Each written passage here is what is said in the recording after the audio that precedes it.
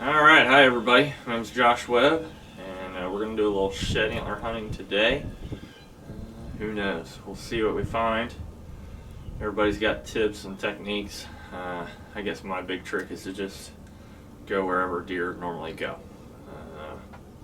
Maybe bring a beverage along. Come along with me and we'll see what we find.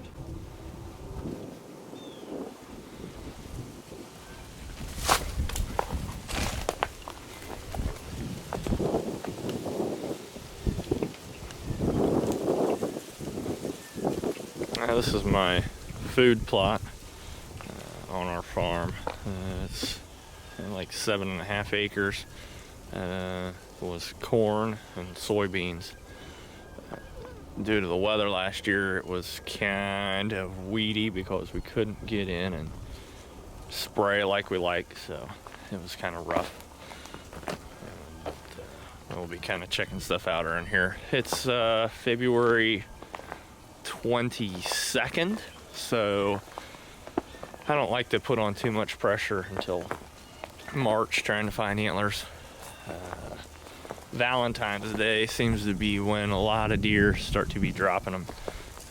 I'd say it's about 50-50 still on deer that have dropped antlers versus not. Hopefully with this I'll post some trail camera pictures and stuff. As you can see, this is ag country, and you know, we're still using ag as our food source, and it works very well. Everybody has different techniques, but that's what I like. And maybe it's kind of silly, but I think it keeps your property value there, because no matter what, somebody can come in and always farm it. Well, we haven't found any antlers yet. I guess I should say I haven't found any antlers yet. But I did find this dead head.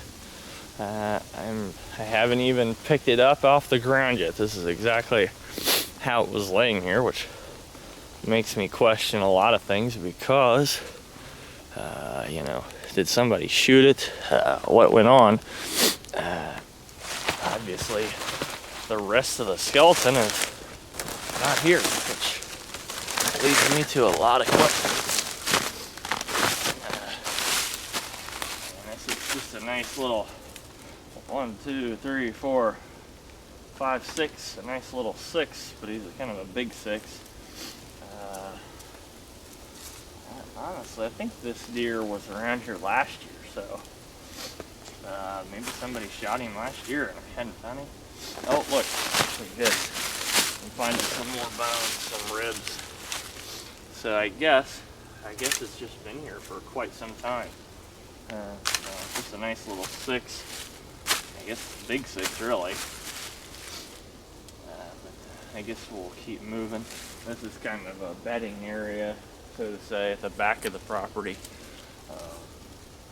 There's been some weeds and briars and stuff, as you can tell. Thanks, guys. Bye-bye.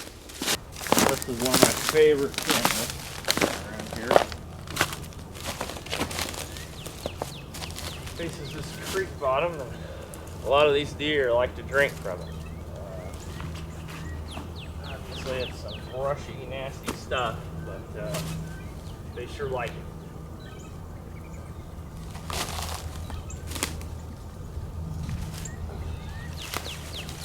Right now, I've been running cutty-back trail cameras.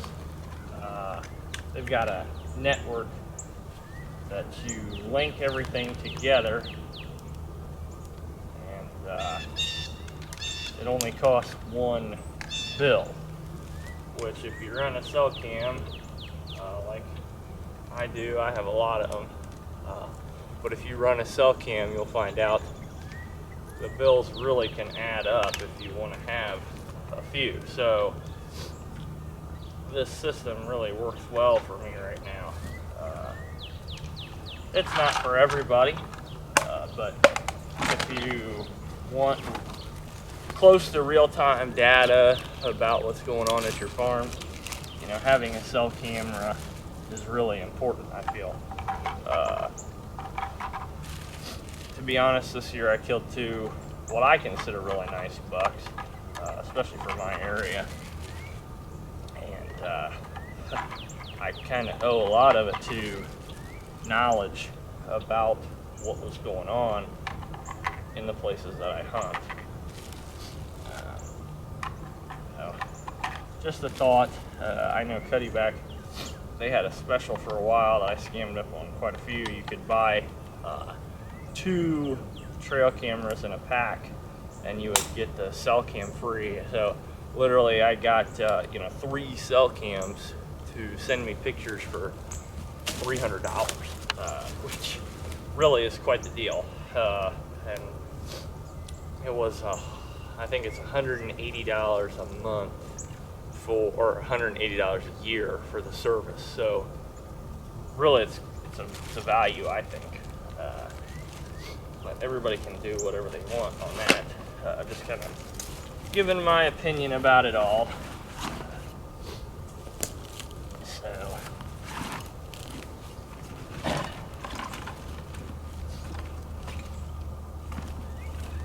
see, I've got a whole bag full of goodies and cords here.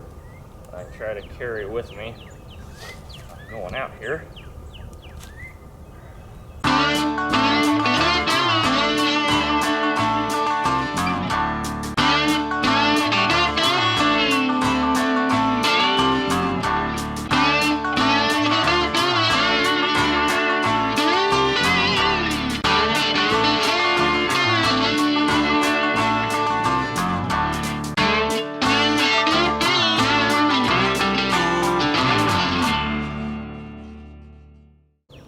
Before I move on too far, I kind of wanted to highlight this right now. This is a, what is it called? A spruce, some sort of spruce tree. Not a blue spruce. Norway spruce, yes. This is a Norway spruce tree that I purchased at a local garden center. Now, it was an actual landscape tree, something that city folks would buy, really, I would say, as kind of a beauty tree. It was pretty expensive, but it was like a 6-foot tree. I planted it this spring. We planted it this spring, and over the summer, all this was weeds out here. All this grass and stuff was weeds as high as the fence around the tree. And it's like all the wildlife has just been attracted and drawn to this one evergreen. So just keep that in mind. I've actually went ahead and ordered 300 evergreen trees to plant around the farm, just because I see what a difference just this one tree makes in traffic alone. So obviously they love it. The only thing that I will say, I guess I'll walk over here, it probably won't be the best video, but the only thing I will say about it is, if you look down here, of course I got my shadow on it, but you can see where it's like they've eaten off little bits and pieces of the tree, and they broke them off and have nibbled them off, and it's just everything. It's like whatever sticks outside of the fence is what they've eaten. Now, I have been told that Norway spruce are not browsed by deer, and I don't know if they start to chew on it and then they spit it out, but I'm definitely glad that I have this tree fenced in. I think it's been kind of a requirement. Now, if they really were hungry, this is only a 4-foot fence, so they would come up here and eat it if they preferred it as a food source. So maybe it's just kind of like a boredom thing, but they definitely do pick at it. And I know this is a high traffic area. This is that creek where that trail camera is, and it leads right out here into my main food plot. Really my only food plot on this farm. I tried to plant some turnips in the woods last fall, and it kind of was a failure just because it didn't get enough light. I knew it probably wouldn't do that great. I thought it'd do a little better than what it did, but it didn't do that great. So if you think about being a deer, this is what the deer walks out to as they come through there. And they come out to this wide open plot. And normally, as you can tell, this was a wall of corn here. So there was kind of a dividing piece, you know, the wall of corn here and a dividing piece here, which gave them cover to eat in. And so that's kind of what went on there. Next year, out here by this big, huge white oak tree, which I think this is actually an English oak. I'm not an oak tree expert, but I have to plant a pollinator mix. I'm gonna be ordering that through Pheasants Forever and planting that this spring along with everything else. So it'll be kind of interesting to see how that goes. It's a part of my government tax plan, I guess. So that's what we'll be doing. All right, so here we are. We're in the barn. I was allowed out of the house, so I'm gonna keep going. Right now, I want to spread a little seed, and I'm going to talk about kind of what I'm going to spread.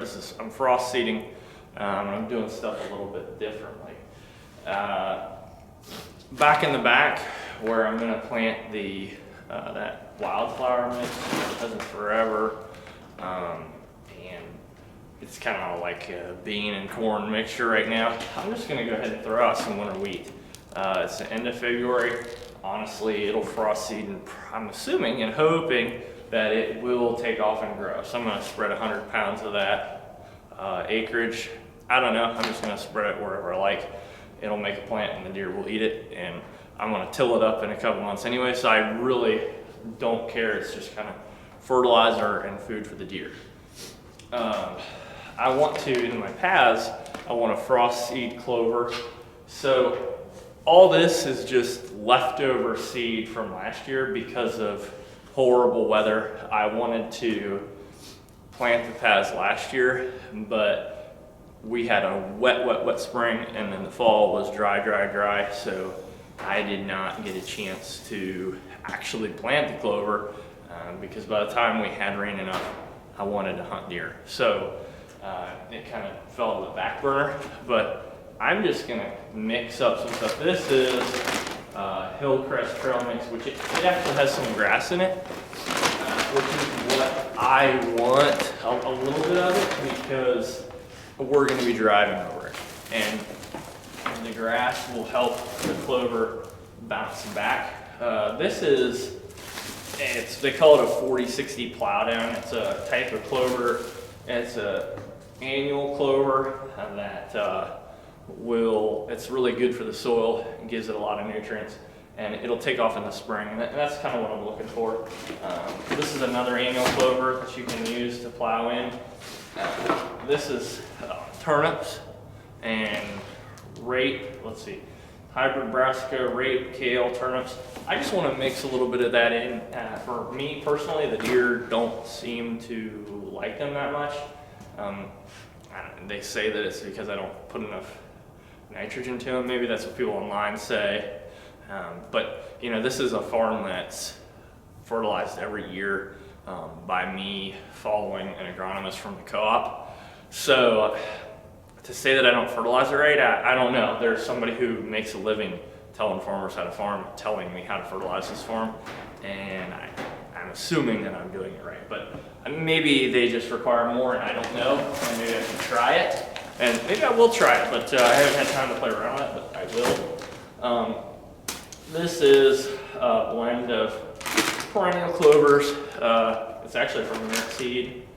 Actually, all this seed here is from Merit Seed.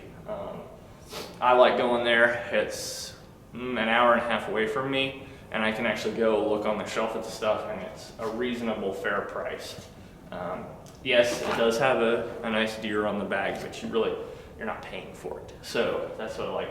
So primarily, I'm going to use this perennial clover, but I'm going to mix all this other stuff in.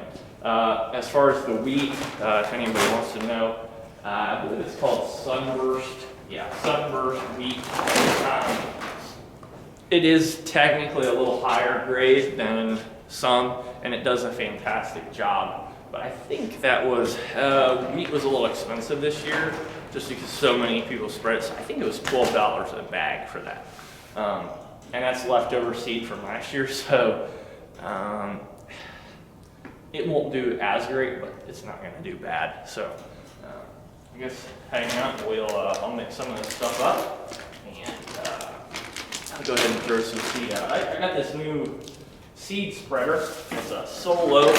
I have no idea. It got recommended to me by some people, and well, it's much nicer than the old one I had. I had a bag spreader before, and it might have gotten run over by somebody in this Can-Am that's mine. But it might have got run over and smashed. But that's okay. It gave me an opportunity, a reason to buy this new one that's nicer. I love that it's hard plastic, but it stands up, so I can stand here and mix this stuff together, and it doesn't matter. The old bag type, you know, obviously you could not stand here and have it stand up to you mixing the stuff in. You know, so that's kind of a negative. I don't know how good it will do when I go to tip this thing over and actually mix this stuff up. I probably should have been more with it and got a bucket out, used the bucket as a mixing area, but you know what, we're just out here having some fun doing it. That is what it's all about to me.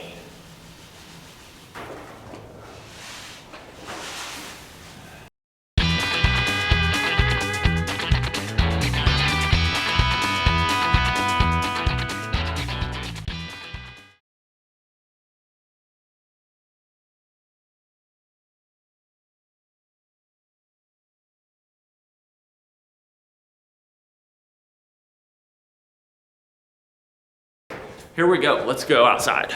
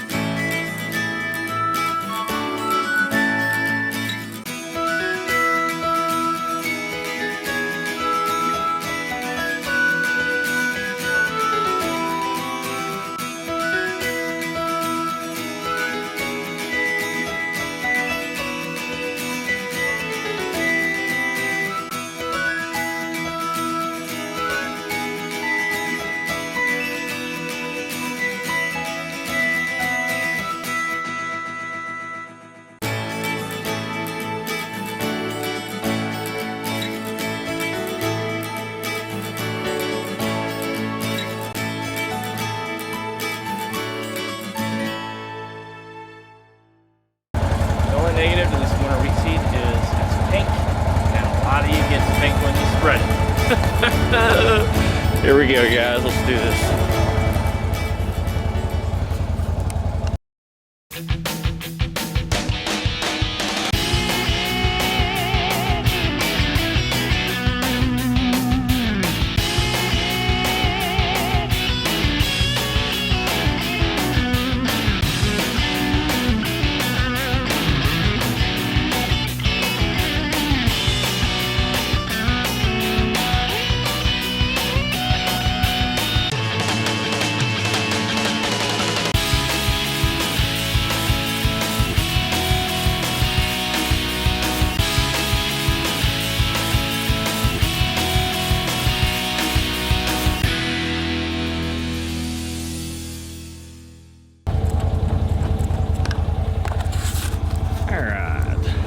Here, so as you can see, maybe you can't start to see in the light, there's seed on the ground, kind of all over the place. Yeah, no, obviously I didn't really care about a seed rate or anything, just what grows grows, and it will grow.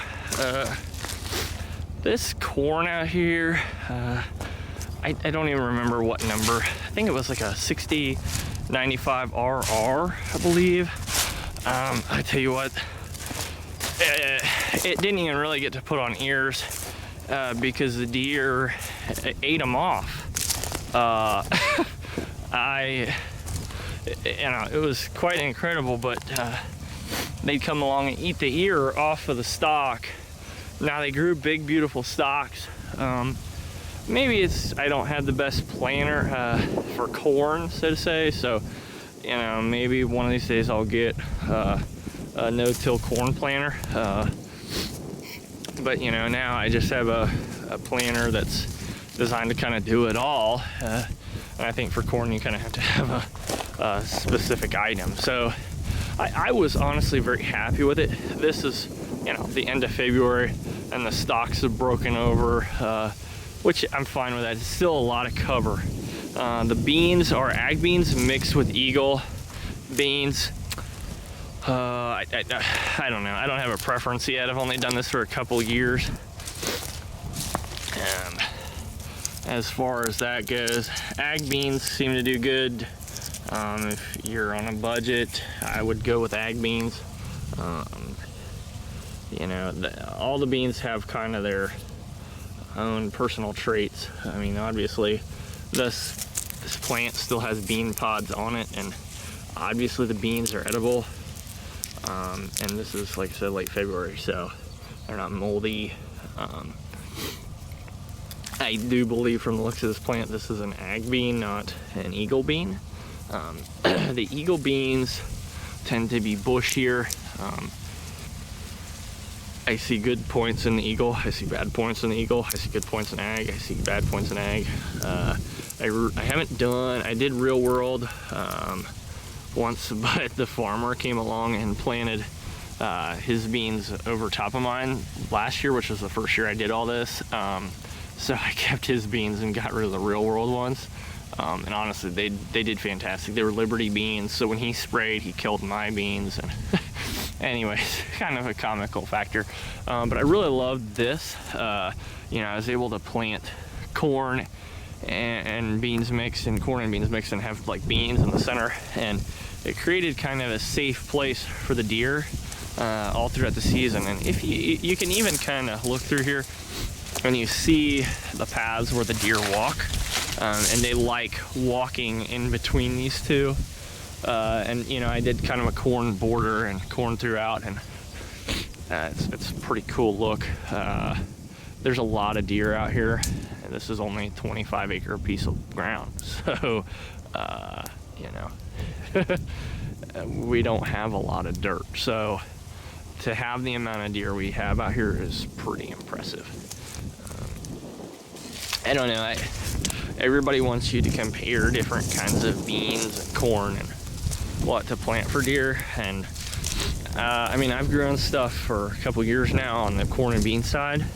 I've grown a lot of the other, but as far as corn and beans go, I think you really need to test them over multiple seasons. and kind of figure out which strengths are, you know, what bean has what strengths. Because I think depending on the weather that year is really how you should buy beans. And that's my minimal experience. I might find the one bean that does the best. But I do find that mixing beans is the best, even ag beans. You know, of course, it's hard if you only buy one bag of ag beans, but if you are planting 4 acres or something, or if you and a buddy are planting 4 acres, you know, buy 4 bags, mix them together. It's really easy to buy 4 different numbers of ag beans and mix them together if you don't want to spend, I think Real World is $75 a bag plus shipping. Eagle I can get locally for $81, and they're kind of like manager's mix, which is kind of an ag bean anyway. It's just a specialized ag bean. And ag beans, I think I paid $42 a bag for. But like I say, each one has its positives, its negatives. I don't know. I don't know enough about them to really say one way or another on them all. So here's my experience. This is, like I said, Eagle mixed with ag. A lot of weeds because we couldn't do our spray in the growth cycle. So a lot of weeds, but you know what? We still have a lot of food out here for the critters, and they don't mind the weeds. So it was all okay. The thing that I do like to do is top the beans with winter wheat, which I couldn't do either because it was too dry. So it wouldn't germinate. But I did that last year and it really turned out excellent where the winter wheat was. So I highly recommend that. Hopefully I can do that this year. And maybe year after year we'll see more and more of these videos.